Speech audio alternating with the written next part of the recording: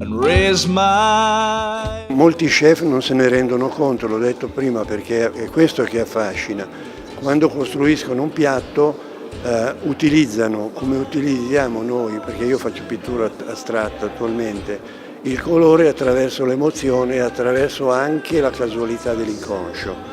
Cioè l'inconscio spinge a fare una cosa, una scelta o l'altra, però è molto importante il supporto culturale, perciò ecco perché il grande chef è mediamente, da quel che posso dire io dopo tanta esperienza, da Marchesi in poi, Vissani, Cracco, Alaimo che io considero straordinario, arrivano involontariamente all'estetica del piatto perché sono di per sé persone molto amanti del bello e lo portano avanti nel loro modo.